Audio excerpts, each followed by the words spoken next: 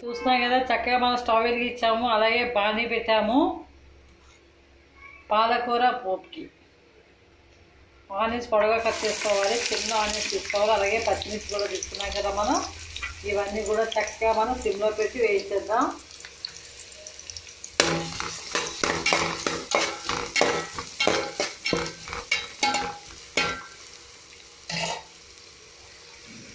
చూస్తున్నాం కదా ఆనియన్స్ కొంచెం ఎక్కువ తీసుకోవాలి. ఆనియన్స్ ఎక్కువ తీసుకుంటే మనకి కూర కూడా చాలా బాగుంటుంది.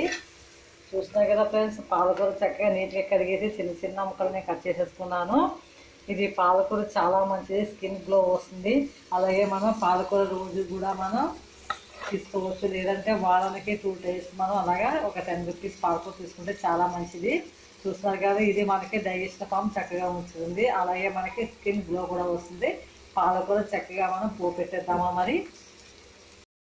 చక్కగా మనం పాలకూర పోపుకి ఫస్ట్ బాణీ పెట్టాము, అలాగే ఆలివ్ ఆయిల్ వేసాము, పచ్చిమిర్చి వేసాము, ఉల్లిపాయలు పొడవుగా కట్ చేసి వేసాము. అది వేగుతున్నాయి కదా, కొంచెం చిటికెడు సాల్ట్ వేసేద్దాము.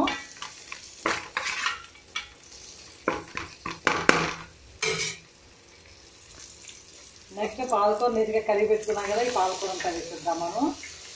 10 rupees 20 rupees అయితే మనకు చక్కగా ఇద్దరికి ముగ్గురికి పాలకూర సరిపోతుంది.